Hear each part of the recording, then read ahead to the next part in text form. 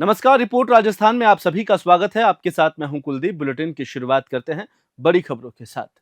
प्रदेश कांग्रेस अध्यक्ष गोविंद सिंह डोटासरा ने मीडिया से रूबरू होते हुए कुछ महत्वपूर्ण बिंदुओं पर सरकार को घेरा। उन्होंने सबसे पहले एसआई भर्ती मामले पर सरकार की आलोचना की और कहा कि यह फैसला युवाओं को गुमराह करने वाला था। डोटासरा ने कहा कि भाजपा ने इस भर्ती को लेकर युवाओं से झूठ बोला और इस पर सरकार को सार्वजनिक रूप से माफी मांगनी चाहिए।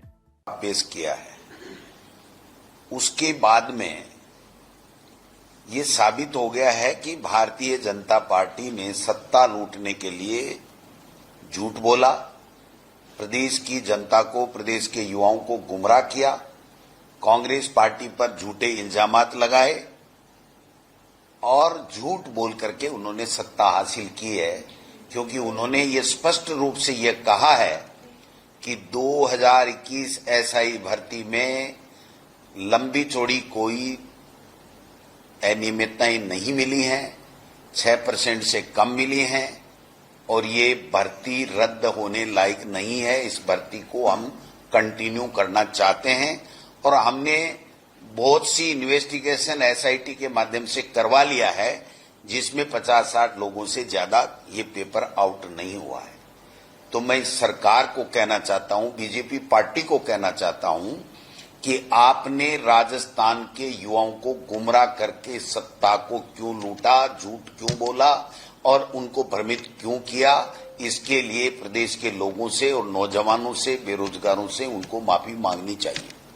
दूसरा, उन्होंने प्रमुखता से रीट के पेपर में जो पेपर आउट की बातें कही थी, हमारी कांग्रेस की सरकार के समय हमारी पुलिस ने, हमारी सरकार ने रीट का पेपर आउट हुआ उसको पकड़ा, 30,000 की भर्ती को 60,000 की भर्ती की और बाकायदा भर्ती करके उनको नियुक्ति दे दी।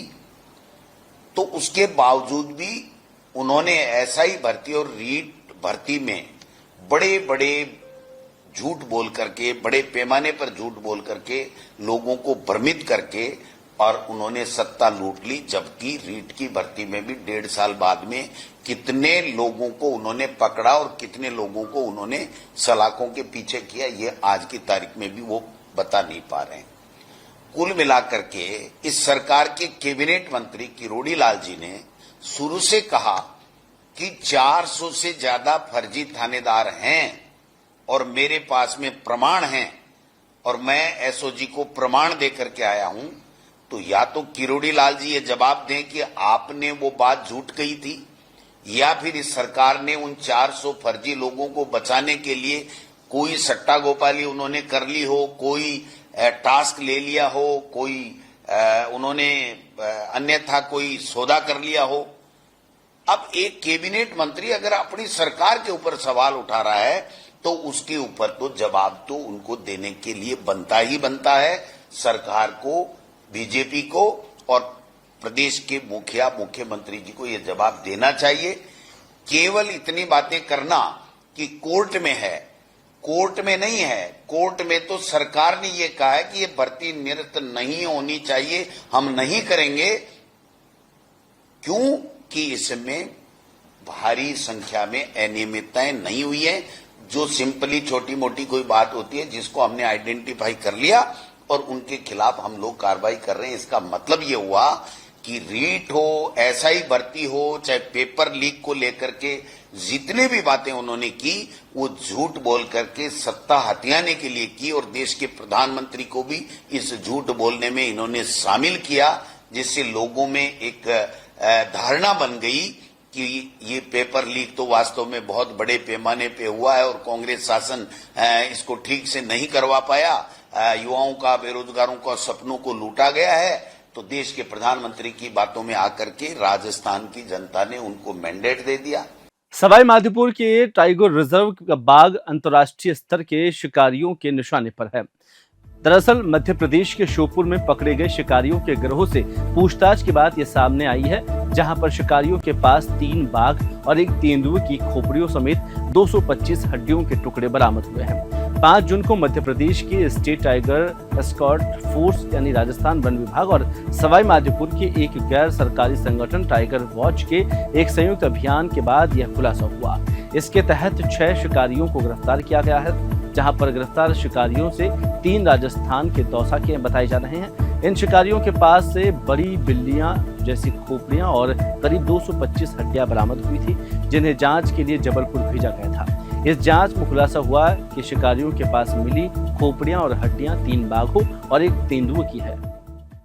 जयपुर के नाहरी का नाका कब्रिस्तान में हाल ही में मरने वाली महिलाओं की कब्रों की खुदाई ने जयपुर की पुलिस को उलझन में डाल दिया है। इलाके के लोगों को संदेह है कि यह महज कब्रों को नुकसान पहुंचाने से कहीं ज्यादा बढ़कर है। सिर्फ महिलाओं की कब्रें रहस्यमयी परिस्थितियों में खोदी गई है। इलाके में लोगों ने ये देखा नहीं, केवल हाल ही में दफनाई गई महिलाओं की कब्रों को वहां जाकर जांचा और इस बात को पुष्टि की है कि इनके साथ छेड़छाड़ हुई है।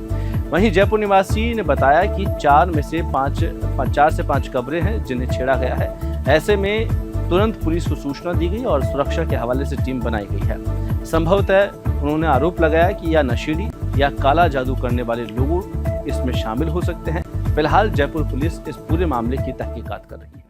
लोगों पे शक जाहिर था, उन लोगों को हमने डिटेन किया है, उनसे पूछताछ कर रहे हैं। तो सीसीटीवी कैमरे के अंदर जिनकी फोटो आए थे तो हमने हमारी टीमें लगा के उन लोगों को डिटेन कर लिया। इसके अलावा और भी जो संदिग्ध हैं, जो स्वेकची वगैरह हैं, वो भी कई इस तरह के वहाँ पे आते रहते हैं। और दूसरे और भी लोग जिन पे उन्होंने शक किया है, उन लोगों से हम पूछताछ कर रहे हैं। और जिन लोगों ने इस तरह का जो भी कृत्य किया उनके खिलाफ हम सख्त से सख्त कार्रवाई करेंगे। राजस्थान पुलिस को आखिरकार नया मुखिया मिल गया है। 1990 बैच के आईपीएस अधिकारी राजीव शर्मा को राज्य का अगला पुलिस महानिदेशक यानी डीजीपी नियुक्त किया गया है। पुलिस मुख्यालय में आज शाम 5 बजे राजीव शर्मा पदभार ग्रहण करेंगे। शर्मा को पुलिस सेवा का 30 साल से ज्यादा का अनुभव है। वे फिलहाल नई दिल्ली में bureau of police reserve and development के डायरेक्टर जनरल थे। वे राजस्थान में anti corruption bureau, state disaster relief force के डीजी और राजस्थान पुलिस एकेडमी के डायरेक्टर रह चुके हैं। वहीं जोधपुर, झालावाड़, दौसा, राजसमंद, भरतपुर, जयपुर नॉर्थ के एसपी भी रह चुके हैं। इसके साथ ही जयपुर ट्रैफिक और सीबीआई जयपुर, सीबीआई दिल्ली में भी एसपी रहे हैं। बिजली कनेक्शन काटे जाने पर आरएलपी सांसद हनुमान बेनीवाल ने सीएम पर तगड़ी नाराजगी जताई है। उन्होंने कहा कि मैंने बीडम, जोगाराम और सीएम पर आरोप लगाया, इसके लिए बदनाम करने के लिए मेरे घर का बिजली कनेक्शन काटा है। उन्होंने सीएम भजनलाल शर्मा को चैलेंज करते हुए कहा है कि इतना दम है तो एनकाउंटर करा दे। इस बयान का एक छोटा सा क्लिप सोशल मीडिया पर वायरल हो रहा है। इस मंशा का लोग कि हनुमान बेनीवाल ने बेडम के आरोप लगा दिए, जोगाराम पे लगा दिए, मेरे पे लगा दिए, गौरव पे लगा दिए, इसलिए मैं हनुमान बेनीवाल को बदनाम करूंगा और उनके घर का कनेक्शन कर दूंगा। इतना अगर दम हो भजनलाल जी तो मेरा एनकाउंटर करो आप, तब मानू मैं भजनलाल में दम है, या फिर मुझे अरेस्ट करो किसी मामले का। इस तरह हल्की हरकतों से कुछ भी नहीं होगा। हाँ, ये सही है कि आपने पार्टी कार्यालय के अंदर लोगों के अंडरगारमेंट धोखे और आप इस पद पे पहुंचे। सबको पता कि आप क्या धंधा करते थे, लोगों की धोती धोते थे, कुर्ता धोते थे, जो परिवेश से खाते थे अरुण सिंह के। अजमेर जिले में मानसून की पहली बरसात ने पूरे जिले को तरोताजा कर दिया, लेकिन तेज बारिश से सड़कें नदियां बनती हुई दिखाई दी। तो वहीं नदी नाले उफान पर है। तालाबों में पानी तेजी से फैलता हुआ दिखाई दे रहा है। बरसात सुबह से ही बनी हुई है, कहीं तेज तो कहीं मध्यम। केकड़ी, सरवाड़, अराई क्षेत्र में सुबह से तेज बारिश का दौर जारी है, जिससे जनजीवन प्रभावित हुआ है। वहीं मानसून की पहली ही बरसात ने आना सागर का जलस्तर बढ़ा दिया है, जहां पर आना सागर को ऐतिहासिक 13 फीट भराव क्षमता से पानी निकालकर कम कर दिया गया था।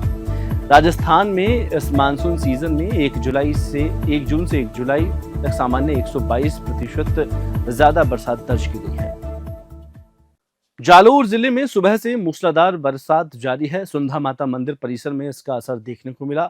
अल सुबह से तेज बारिश के चलते मंदिर के आसपास बहने वाले झरनों का जलस्तर तेजी से बढ़ गया है। वह नदियों की तरह उफरने लगा है। परिसर में बहता पानी इतना तेज था कि अगर कोई श्रद्धालु या आम नागरिक उसमें आता तो शायद बह जाता। इसका खतरा लगातार बना हुआ है। इस स्थिति की गंभीरता को देखते हुए सुंधा माता वहां समिति के लोगों ने श्रद्धालुओं से अपील की है कि तेज बारिश के चलते पहाड़ी ढलानों से गिरते झरनों और रास्तों को दूरी बनाए रखें, जिससे मंदिर परिसर के भीतर फंसे सैकड़ों श्रद्धालुओं की परेशानी बढ़ गई है। कुछ श्रद्धालुओं को बारिश से बचने के लिए घंटों तक मंदिर परिसर के अंदर ही रुकना पड़ा। वहीं जालोर के और भी प्रभावित क्षेत्रों में बाढ़ जैसे हालात बने हैं।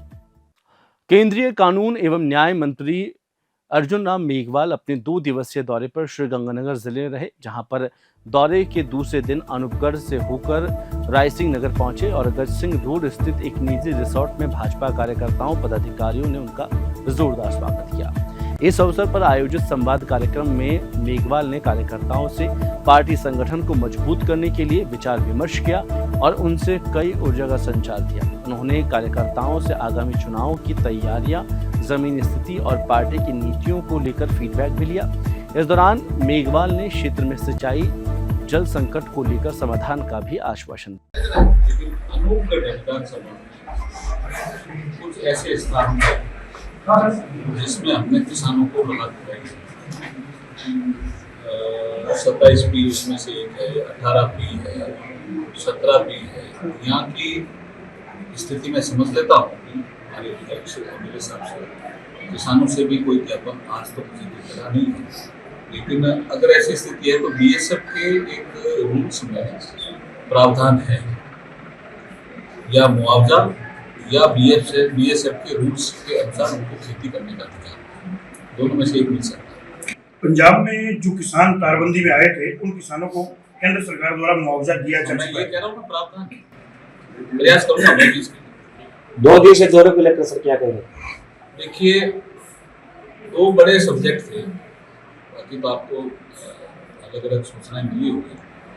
एक तो 1 जुलाई 2024 को इस देश में 3 नए कानून लागू हुए थे। आईपीसी की जगह भारतीय न्याय संहिता, सीआरपीसी की जगह भारतीय नागरिक सुरक्षा संहिता और इंडियन एविडेंस एक्ट की जगह भारतीय साक्ष्य अधिनियम। उनका फील्ड में क्या स्थिति है, वकील लोग क्या समझ रहे हैं, जुडिशरी के जो हमारे मजिस्ट्रेट है वो क्या समझ रहे हैं, जेल के अधिकारी क्या समझ रहे हैं और पुलिस के अधिकारी क्या समझ रहे हैं, उनको क्या कोई दिक्कत आ रही है क्या। इसलिए मेरा नाइट डिस्ट्रिक्ट के साथ हो रहा है, सुबह शाम उन लोगों से भी मिला, जुडिशरी के लोगों से भी चर्चा हुई है। तो हमने कुछ एक रिपोर्ट बनाई है, उसके आधार पर हम ऊपर भारत सरकार को कहेंगे जिसमें ये सुधार और आवश्यक है। अगर आपके पास भी ऐसा वीडियो आता है कि EFIR में कोई दिक्कत है, ई-फ्रीजर में कोई प्रॉब्लम है, ई-फॉरेंसिक में कोई प्रॉब्लम है, ई-कोर्ट में कोई प्रॉब्लम है, ई-प्रोसिक्यूशन में कोई प्रॉब्लम है, तो हम उसका सुधार कर सकते हैं। ये नागरिकों के लिए जिसको हम कहते हैं ईज ऑफ लिविंग का विषय है। दूसरा एक बड़ा विषय है इंडस वाटर TT 1960 वो कैप्टन अबेंस हो। तो उसके बाद जो पानी बचेगा उसका जो डिस्ट्रीब्यूशन प्रॉपर हो, किन किन राज्यों को कितना मिलना चाहिए, इसके लिए सेंट्रल वाटर कमीशन एक DPR बना है। कितना मिलना चाहिए, कैसे मिलेगा, वाटर स्टोरेज क्या क्या रहेंगे, कैनाल की स्थिति क्या रहेगी, उसका रीडेवलपमेंट क्या होगा, या जिस एरिया में, जैसे हमारे राज्य रेगिस्तान के कुछ एरिया अभी भी ऐसे है जहाँ नहर नई नहर भी निकाली जा सकती है क्या, इसके लिए जो DPR बन रही है उसके लिए भी इस क्षेत्र से कुछ सुझाव आने हैं। आज हमारी एक बैठक गंगानगर जिला कलेक्ट्रेट में भी है इस सिलसिले में, तो ये भी एक महत्वपूर्ण बिंदु है जिसकी मैंने चर्चा। कोटा के गोविंद नगर डकनिया रेलवे स्टेशन के पास अंडरपास में जल भराव की समस्या वर्षों से बनी हुई है। यह समस्या अंडरपास के निर्माण के समय से ही बनी हुई है। हल्की बारिश होते ही अंडरपास में पानी भर जाता है, जिससे स्थानीय लोगों को भारी परेशानी का सामना करना पड़ रहा है। जल भराव के कारण राहगीरों, 2 पहिया और 4 पहिया वाहन चालकों को आने जाने में दिक्कत होती है। कई बार वाहन पानी में फंस जाते हैं, जिससे न केवल लोगों को नुकसान पहुंचता है बल्कि ट्रैफिक भी प्रभावित होता है। स्थानीय निवासियों का कहना है कि कई बार शिकायत के बावजूद अभी तक कोई स्थायी समाधान नहीं निकल पाया है। जयपुर में चैटिंग, इंस्टेंट मैसेजिंग और लाइव वीडियो ऑडियो ऐप इन्फ्लूबॉट को अब AI से जोड़ दिया गया है, जहां पर AI संचालित इन्फ्लूबॉट ऐप की लॉन्चिंग जयपुर में हुई, जहां पर MD कुणाल माहेश्वरी ने बताया कि इन्फ्लूबॉट 35 देशों में एक्टिव है और AI इन्फ्लूबॉट ऐप पर 5000 से अधिक मशहूर हस्तियां और एक्सपर्ट मौजूद है। इन्फ्लूबॉट मशहूर हस्तियों के लिए व्हाट्सएप और कंपनी का स्लिप और मशहूर हस्तियों की लाखों की संख्या में यहाँ पर लक्ष्य बनाए गए हैं, जहाँ पर तेजी से कामयाबी मिल रही है। माहेश्वरी ने आगे बताया कि अब कंपनी ने इन्फोबोट को सभी यूजर्स के लिए AI संचालित बनाया गया है। यह यूजर्स की बातचीत और संवाद पर पॉइंट टू पॉइंट फोकस कर मशहूर हस्तियों से सीधा संपर्क बनाने में सहायक होगा, ताकि किसी भी क्षेत्र में शिक्षक मशहूर हस्तियों के अलावा सेलेब्स से भी अपनी भाषा में बात कर सकते हैं। फिलहाल इस बुलेटिन में इतना ही। मुझे दीजिए इजाजत। नमस्कार।